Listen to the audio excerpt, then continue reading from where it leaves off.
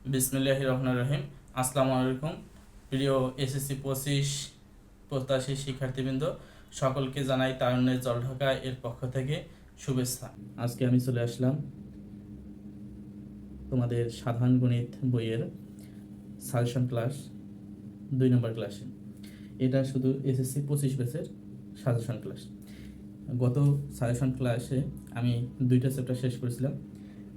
2 নম্বর chapter আর 3 নম্বর chapter, অর্থাৎ set ও function ও বীজগাণিতিক রাশি, এই দুটি চ্যাপ্টার আমি শেষ করেছিলাম। আজকে আমি বাকি যে চ্যাপ্টারগুলো, আরও 7টি চ্যাপ্টার আছে, এই 7টি চ্যাপ্টারে সাজেশন দেওয়ার চেষ্টা করব। প্রথমে আমি এখানে লিখছি চতুর্থ অধ্যায়। চতুর্থ অধ্যায়ের নাম হচ্ছে সূচক ও লগারিদম। সূচক ও লগারিদম এই অধ্যায়টা করার জন্য আমাদের যে সূত্রগুলো প্রথমে লাগবে সেটা হচ্ছে, যদি এ পাওয়ার এম ইন্টু এ পাওয়ার এন থাকে, অর্থাৎ ভিত্তি যদি একই থাকে, তাহলে গুণ করার সময় আমাদের সূচকগুলো যোগ করতে হবে। আবার ভিত্তি যদি একই থাকে, তাহলে ভাগ করার সময় সূচকগুলো বিয়োগ করতে হবে। প্রথম সূচক থেকে দ্বিতীয় সূচক বিয়োগ করতে হবে। এরপর 3 নম্বর যে সূত্রটা আছে, কোনো চলকের পাওয়ার যদি মাইনাস হয়, অর্থাৎ নেগেটিভ আসে, তাহলে এখানে দেখো এ পাওয়ার মাইনাস এম ইকুয়াল হচ্ছে 1/a পাওয়ার এম, অর্থাৎ ইনভার্স আমরা যেটাকে বলি। এরপর দুইটি চলকের পাওয়ার যদি একই হয়, যেমন A B power M equal হবে, প্রত্যেকটা চলকের পাওয়ার আলাদা আলাদা হবে, অর্থাৎ এ পাওয়ার এম ইন্টু বি পাওয়ার এম। এরপর কোনো সূচকের ওপর যদি সূচক থাকে, অর্থাৎ পাওয়ারের ওপর পাওয়ার থাকলে সেই পাওয়ারে হবে গুণ। এখানে দেখো এ পাওয়ার এম, তার পাওয়ার যদি এন, অর্থাৎ পাওয়ারের উপর পাওয়ার আছে, তাহলে সেটা হবে এ পাওয়ার এম এন। আর কোনো কিছুর পাওয়ার যদি 0 হয়, তার মান 1। দেখো এ পাওয়ার 0 ইকুয়াল 1। এখানে যদি 5 পাওয়ার 0 থাকতো তবুও 1, 100 পাওয়ার 0 তবুও 1। এরপর আমাদের যে বিষয়টা খেয়াল রাখতে হবে, রুট এ, রুটের মান হচ্ছে পাওয়ার হাফ, রুটের মান হচ্ছে পাওয়ার হাফ। রুট এ ইকুয়াল লেখা যায় এ পাওয়ার হাফ। তারপর 3 রুট এ, মানে কিউবিক রুট বলা হয়, কিউবিক রুট এ ইকুয়াল এ পাওয়ার 1/3। 5 রুট এ ইকুয়াল লেখা যায় এ পাওয়ার 1/5। এখানে যদি আমরা 1 2 3 4 এভাবে না দিয়ে এম রুট এ দিই, তাহলে এ পাওয়ার হবে 1/m। আমাদের সূচকের জন্য এ কয়টি সূত্র মনে রাখলেই আমাদের জন্য যথেষ্ট হবে।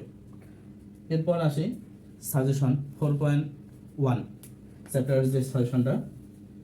4.1 এর জন্য আমাদের অনুশীলনীর যে অঙ্কগুলো আছে, এখানে 4 6 7 15 16 18 20 21 22 এই কয়টি ম্যাথ করলে আমাদের পরীক্ষায় কমন হওয়ার সম্ভাবনা থাকবে। এরই সাথে আমাদের এক্সাম্পল 4 এবং এক্সাম্পল 2 এর যে খ নাম্বার আছে, 2 এর 2টা অঙ্ক আছে, একটা ক আর একটা খ। তার মধ্যে খ নাম্বারটা একটু বেশি ইম্পর্টেন্ট। তাহলে আমাদের অনুশীলনীর 4 6 7, তারপর 15 16 18 20 21 22 এই কয়টি ম্যাথ আমরা একটু ভালোভাবে দেখব, এবং এক্সাম্পল 4 এবং 2 এর খ যেটা, এগুলো একটু বেশি বেশি করে দেখব। পুরো চ্যাপ্টারটা আমাদের দেখতে হবে, কিন্তু এগুলোর প্রতি আমাদের ফোকাস একটু বেশি রাখতে হবে। এরপর আসি পরে লগারিদম। লগারিদমটা হচ্ছে এ ভিত্তিক লগ এক্স কে লেখা হয় লগ এ এক্স। এ ভিত্তিক লগ এক্স কে লেখা হয় লগ এ এক্স। লগ এ এক্স ইকুয়াল যদি এম হয়, লগ এ এক্স ইকুয়াল যদি এম হয়, তাহলে আমরা লিখতে পারি এই ভিত্তিক লগ, অর্থাৎ এ পাওয়ার এম, এ পাওয়ার এম ইকুয়াল এক্স। এ ভিত্তিক লগ এক্স ইকুয়াল এম অর্থ হচ্ছে এ পাওয়ার এম ইকুয়াল এক্স। এ ভিত্তিক লগ 1 ইকুয়াল হয় 0, কারণ দেখো যে এ ভিত্তিক লগ 1 ইকুয়াল লিখতে পারি এ পাওয়ার 0, এ পাওয়ার 0 ইকুয়াল 1। আর কোনো কিছুর পাওয়ার 0 মানে 1, অর্থাৎ লেখা যায় এ ভিত্তিক লগ 1 ইকুয়াল 0। আবার এ ভিত্তিক লগ এ ইকুয়াল হচ্ছে 1। এরপর দুইটি চলকের যদি লগ থাকে, তাহলে এই চলকগুলো আলাদা আলাদাভাবে লগ যোগ করতে হয়। যেমন লগ এম এন ইকুয়াল হচ্ছে log M plus log N. আবার এখানে log M by N equal হচ্ছে log M minus log N. অর্থাৎ এখানে গুণের ক্ষেত্রে হবে যোগ, ভাগের ক্ষেত্রে হবে বিয়োগ। আর এখানে লগের ভিত্তি কোনো নাই, যখন লগের কোনো ভিত্তি থাকবে না সেখানে লগের ভিত্তি ধরতে হবে 10। এই হচ্ছে আমাদের লগের। লগারিদমের আরও দুইটি সূত্র রয়েছে। এ ভিত্তিক লগ এম পাওয়ার আর ইকুয়াল হচ্ছে আমাদের যে পাওয়ার আর আছে ভিত্তির উপরে এম তার উপর আর, এই আরটা সামনে আসবে। লগ এ ভিত্তিক লগ এম এর পাওয়ার আর ইকুয়াল লেখা যায় আর ইন্টু এ ভিত্তিক লগ এম। আরেকটা হচ্ছে সর্বশেষ যে সূত্রটা সেটা হচ্ছে ভিত্তি পরিবর্তন। ভিত্তি পরিবর্তনের যে সূত্রটা এটা আমাদের বেশি একটা লাগে না, তবুও এখানে লিখছি লগ এ এম, অর্থাৎ এ ভিত্তিক লগ এম ইকুয়াল লেখা যায় বি ভিত্তিক লগ এম ইন্টু এ ভিত্তিক লগ বি। এই হচ্ছে আমাদের লগারিদমের সূত্র। এরপর হচ্ছে আমাদের যে 4.2 এর সাজেশনটা। 4.2 এর জন্য আমাদের 1, 4 আর 5 এই তিনটি ম্যাথ গুরুত্বপূর্ণ। এর সাথে এক্সাম্পল 6 এবং এক্সাম্পল 10, এই মোট 5টি ম্যাথ আমাদের 4.2 থেকে একটু বেশি নজরে রাখতে হবে। আর বাকি সবগুলো আমাদের একটু একটু করতে হবে, কিন্তু এগুলোর প্রতি আমাদের একটু বেশি ফোকাসে রাখতে হবে। এরপর হচ্ছে আমাদের সপ্তম অধ্যায়। সপ্তম অধ্যায়ের নাম হচ্ছে ব্যবহারিক জ্যামিতি। ব্যবহারিক জ্যামিতিতে আমরা দেখতে পারবো ত্রিভুজ অঙ্কনের শর্ত আছে 6টি এবং চতুর্ভুজ অঙ্কনের শর্ত আছে 5টি। এই শর্ত আকারে যেভাবে চিত্রগুলো আর্ট করা যায় এগুলো অষ্টম শ্রেণীতেও আমরা অনেকটা শিখেছি এবং আমাদের নবম দশম শ্রেণীতে আরও ভালো করে দেওয়া আছে, আমরা সেটা শিখে নেব। এবং সম্পাদ্য দেওয়া আছে 3টি। ত্রিভুজের ক্ষেত্রে সম্পাদ্য দেওয়া আছে 3টি, এর মধ্যে 3 নম্বর যে সম্পাদ্যটা সেটা একটু আমাদের জন্য বেশি ইম্পর্টেন্ট। এবং এক্সাম্পল 1, 2, 3, 4 এই 4টা এক্সাম্পল আমাদের ভালোভাবে দেখতে হবে। আর চতুর্ভুজ অঙ্কনের শর্ত হচ্ছে 5টি। চতুর্ভুজ যে চ্যাপ্টারটা ওইখানে গেলে আমরা দেখব চতুর্ভুজ অঙ্কনের শর্ত হচ্ছে 5টি। এর মধ্যে যে 5 নম্বর সম্পাদ্যটা আমরা পাবো সেই সম্পাদ্য 5 নম্বর সম্পাদ্যটা আমরা করতে হবে। সম্পাদ্য এখানে দুইটি আছে, অর্থাৎ 4-5 সম্পাদ্য 4-5 এর মধ্যে 5 নম্বর সম্পাদ্যটা আমাদের পড়তে হবে। সম্পাদ্য 5 নম্বরটা আমাদের জন্য গুরুত্বপূর্ণ। তাহলে আমাদের ত্রিভুজ অঙ্কনের জন্য সম্পাদ্য ছিল 3টা, তার মধ্যে 3 নম্বর সম্পাদ্যটা আমাদের জন্য গুরুত্বপূর্ণ। আর চতুর্ভুজ অঙ্কনের জন্য সম্পাদ্য আছে 4 এবং 5, এই দুইটা সম্পাদ্য, তার মধ্যে সম্পাদ্য 4টা আমাদের 5টা আমাদের জন্য গুরুত্বপূর্ণ। এক্সাম্পল 1, 2, 3, 4 এবং সম্পাদ্য 3 আর 5 এগুলো হচ্ছে আমাদের সাজেশন। এরপর 7.1 যে অনুশীলনীর মধ্যে দেখা যায় যে 6 নম্বর যে ম্যাথটা আছে এই 6 নম্বর ম্যাথটা আমাদের জন্য একটু গুরুত্বপূর্ণ হয়ে দাঁড়ায়। এবং 7.2 যে অনুশীলনীটা আছে তার মধ্যে 15 আর 16 নম্বর ম্যাথ যে আছে সেই 15 আর 16 নম্বর ম্যাথটা আমাদের জন্য গুরুত্বপূর্ণ হয়ে দাঁড়ায়। এটা হচ্ছে সাজেশন। এই সাজেশনের বাইরেও আমাদের অনুশীলনীটা সম্পর্কে একটা সম্যক ধারণা রাখতে হবে এবং সম্যক ধারণা হওয়ার পরে যখন আমরা পরীক্ষা সেন্টারে যাওয়ার মতো উপক্রম তার আগে পরীক্ষার আগে আমাদের এগুলোর প্রতি একটি ফোকাস রাখতে হবে। অর্থাৎ এটা আমাদের একবারে শর্ট যে হ্যান্ড নোট বলা যায় সেটা আমরা এটা হিসেবে ব্যবহার করতে পারি। এরপর হচ্ছে আমাদের অষ্টম অধ্যায়ের নাম হচ্ছে বৃত্ত চ্যাপ্টারে আমরা ঢুকলে দেখতে পারবো বৃত্ত সম্পর্কিত বিভিন্ন ধরনের সংজ্ঞা রয়েছে। বৃত্ত কাকে বলে, বৃত্তের ব্যাস কাকে বলে, ব্যাসার্ধ কাকে বলে, বৃত্ত চাপ কাকে বলে, এসব বিভিন্ন সংজ্ঞা দেওয়া আছে। এই সংজ্ঞাগুলো আমাদের একটু ভালো করে মনোযোগ সহকারে বুঝতে হবে এবং পড়তে হবে। আর আমাদের যে অনুশীলনী আছে 8.1, 8.2, 8.5 পর্যন্ত এর মধ্যে যে ম্যাথগুলো আমাদের জন্য বেশি ইম্পর্টেন্ট সেগুলো আমি এখানে দেখাই দিচ্ছি। 8.1 এর মধ্যে যে ম্যাথগুলো আছে তার মধ্যে 3, 4, 6, 8 এবং 12 এই কয়টি ম্যাথ আমাদের জন্য একটি গুরুত্বপূর্ণ। আর 8.2 এর মধ্যে 3, 4, 5 এবং 8.5 এই চ্যাপ্টারের মধ্যে 11, 13, 15 এবং 16 এই কয়টি ম্যাথ আমাদের জন্য গুরুত্বপূর্ণ। আর যে উপপাদ্যগুলো রয়েছে আমাদের বইয়ে এই উপপাদ্যগুলোর মধ্যে 17, 18, 22 এবং 23 এই 4টি উপপাদ্য আমাদের জন্য খুবই গুরুত্বপূর্ণ। এই কয়টি ম্যাথ এবং এই কয়টি উপপাদ্য পড়লে আশা করা যায় যে আমাদের এসএসসি 25 ব্যাচে তারা কমন পাবে। তাছাড়াও শুধু এগুলোর উপর ডিপেন্ড করলেই হবে না, তোমরা যে 2 বছর ধরে বইটা পড়ছো সেই আগের পড়াগুলো একটি ভালোভাবে রিভিশন দিতে হবে।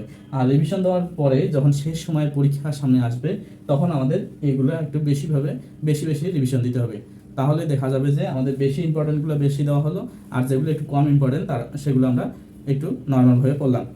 আর আমাদের বিস্তারিত ক্লাস আনার চেষ্টা করব আগামীতে। আর সময় সংকলনের কারণে আমরা আপাতত যে আমাদের শিডিউল দেওয়া ছিল যে 1 তারিখ থেকে 20 তারিখ আমরা ক্লাস নেব, সেটা হয়তো নেওয়া সম্ভব হবে না। তবুও আমরা চেষ্টা করতেছি যতটা সম্ভব আমরা তোমাদের কভার দেওয়ার চেষ্টা করতেছি। আর আমাদের তারুণের জলঢাকা যে 22 তারিখে আমাদের পরীক্ষাটা অনুষ্ঠিত হবে, 18 তারিখ পর্যন্ত এর রেজিস্ট্রেশন চলতেছে। তোমরা যারা আর কি পরীক্ষা দিতে ইচ্ছুক তারা খুব দ্রুত এখানে রেজিস্ট্রেশন করে ফেলো। এরপর হচ্ছে আমাদের নবম অধ্যায় ত্রিকোণমিতিক অনুপাত। এই ত্রিকোণমিতিক অনুপাত অনেকের কাছে একটু হার্ড মনে হলেও এটা আসলে একটা খুব সহজ একটা চ্যাপ্টার। এই চ্যাপ্টারের সহজ করার জন্য আমাদের প্রথমে সূত্র যে কয়টা আছে সেইখানকার সূত্রগুলো একটু মুখস্থ রাখতে হবে এবং কোণের মানগুলো মুখস্থ রাখতে হবে, তাহলে দেখা যাবে যে চ্যাপ্টারটা খুবই সহজ। আর ওই কোণের মান এবং সূত্র মুখস্থ করার পর আমাদের অনুশীলনীর 9.1 মানে 9.1-এর 5, 8, 11, 17, 19, 21 এবং 25 এই কয়টি ম্যাথ আমাদের সুন্দরভাবে করে মনে রাখতে হবে এবং এর সাথে এক্সাম্পল 10 আর 11 এই দুইটা এক্সাম্পল আমাদের মনে রাখতে হবে। এবং 9.2-এর 20, 24, 26 এবং 29 এই 4টি ম্যাথ আমাদের মনে রাখতে হবে, এর সাথে এক্সাম্পল 17 আমাদের মনে রাখতে হবে। এক্সাম্পল 17 আমাদের মনে রাখতে হবে, তাহলে আর কি এই চ্যাপ্টারটা আমাদের আয়ত্তে চলে আসবে। এরপর হচ্ছে আমাদের 13 অধ্যায়। 13 অধ্যায়ের নাম হচ্ছে সসীম ধারা। এই সসীম ধারা চ্যাপ্টারের মধ্যে সামান্তর ধারা এবং গুণোত্তর ধারা এই দুইটা ধারা রয়েছে। এই দুইটা ধারার যে এনতম পদের সূত্রটা আছে সমান্তর ধারার ক্ষেত্রে এনতম পদ equal a plus n minus 1 into d, আর সমষ্টি নির্ণয় সূত্র হচ্ছে n/2 2n plus n minus 1 into D. এগুলো তোমরা জানো, এই সূত্রগুলো তোমাদের মনে রাখতে হবে। এবং আমাদের যে সাজেশনটা সেটা 13.1 এবং 13.2 এর মধ্যে 13.1-এর 8, 15, 16, 21 এবং 23 এই কয়টি ম্যাথ করতে হবে, এর সাথে এক্সাম্পল 3 আর 5 এই দুটি এক্সাম্পল আমাদের করতে হবে। আর 13.2-এর 8, 9, 11, 15 এবং 23 এই কয়টি ম্যাথ করতে হবে, এর সাথে এক্সাম্পল 12 এই এক্সাম্পলটা আমাদের করতে হবে।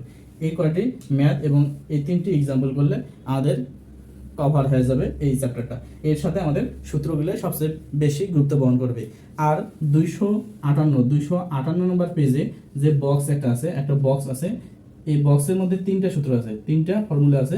এই 3টা ফর্মুলা আমাদের খুব সুন্দরভাবে মুখস্থ রাখতে হবে, তাহলে এই চ্যাপ্টারের মধ্যে আর আমাদের কোনো ভেজাল থাকবে না এবং যাই আসুক না কেন এইটুকুর মধ্যে আমাদের এই চ্যাপ্টারে আসবে। এরপর হচ্ছে আমাদের 16 অধ্যায়।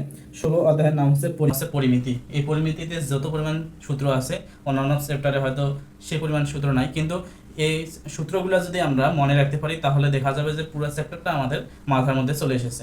প্রথমে আমাদের কাজ হচ্ছে এই চ্যাপ্টারের যে সূত্রগুলো এগুলো খাতায় লিখে খুব মনোযোগ সহকারে মনে রাখা এবং মুখস্থ করে রাখা। আর মুখস্থ করার পরে সূত্রগুলো মনে এবং মুখস্থ রাখার পরে আমাদের অনুশীলনতে হাত দিতে হবে। এখানে আমি সাজেশন দিয়েছি যে 16.1-এর 5, 6 এবং 10 এই 3টা অঙ্ক এবং তার সাথে এক্সাম্পল 5 এবং 6 এই 2টা এক্সাম্পল। আর 16.2-এর ক্ষেত্রে 3, 5, 10 এবং 13 নম্বর ম্যাথ এবং এক্সাম্পল আছে 5, 8, 16 এবং 17। এরপর 16.3-এর 2, 5, 6 এবং এক্সাম্পল 27 এবং 16.4-এর 11 এবং 19 নম্বর ম্যাথ এবং এক্সাম্পল 31 এবং 32। এগুলো আছে আমাদের এই 16 চ্যাপ্টারের মধ্যে সবচেয়ে গুরুত্বপূর্ণ ম্যাথ এবং এক্সাম্পল। আর আমাদের প্রথমে সূত্রগুলো মুখস্থ রাখতে হবে, তারপর আমাদের এই সব ম্যাথ একটু চোখ বুলে নিতে হবে। এরপর হচ্ছে 17 নম্বর যে চ্যাপ্টার সেটা হচ্ছে পরিসংখ্যান। পরিসংখ্যানে আমাদের একটা অনুশীলনী আছে, সেটা হচ্ছে 10 মানে 17 অনুশীলনী। সেই অনুশীলনীর মধ্যে 10, 12, 14 এবং 15 এই 4টা ম্যাথ আমাদের খুব সুন্দরভাবে করতে হবে এবং এক্সাম্পল 4, 6 এবং 7 এই 3টে এক্সাম্পল আমাদের করতে হবে। আর এই 17 নম্বর চ্যাপ্টারের মধ্যে সবচেয়ে গুরুত্বপূর্ণ যে টপিকটা সেটা হচ্ছে প্রসরক এবং মধ্যক। প্রসরক এবং মধ্যকের মধ্যে যে সূত্র আছে এবং নিয়মগুলো আছে সেগুলো আমাদের খুব সুন্দরভাবে শিখতে হবে। আর এটা হচ্ছে আমাদের সাজেশন ক্লাস। আমরা শুধু সাজেশন দিলাম এবং টপিকগুলো একটু দেখাই দিলাম। আর আমরা বিস্তারিত ক্লাস আগামীতে আনার চেষ্টা করতেছি এবং যত দ্রুত সম্ভব আমরা আনবো ইনশাল্লাহ। আর আমাদের যে শিডিউল ছিল যে 1 তারিখ থেকে 20 তারিখ আমরা ক্লাস নেব, সেটা হয়তো সম্ভব হবে না সময় সংকলনের কারণে। তবে আমরা যতটুকু সম্ভব আমাদের পক্ষ থেকে তোমাদের এসএসসি 25 ব্যাচের জন্য যতটুকু সম্ভব আমরা সহযোগিতা করব। আর আমাদের আগামী 22 মার্চ 2025 যে মেধা অন্বেষণ পরীক্ষা, সেখানে তোমরা 18 তারিখ পর্যন্ত রেজিস্ট্রেশন যারা যারা করো নাই তারা খুব দ্রুত করে নাও। আর সেখানে যে আমরা প্রশ্নগুলো করব তোমাদের কথা বিবেচনা করেই করব, যাতে সেই প্রশ্নটা অ্যানালাইসিস করার পরে তোমাদের পুরো বইগুলো সম্পর্কে একটু সম্যক ধারণা তোমাদের মাথায় চলে আসে, এবং তোমরা যেন সেই প্রশ্নটা অ্যানালাইসিস করার পরে তোমাদের এসএসসিতে যেন খুব ভালো একটা প্রভাব বিস্তার করে, এই আশাবাদ ব্যক্ত করে আমি এখানে শেষ করছি। আসসালামু আলাইকুম।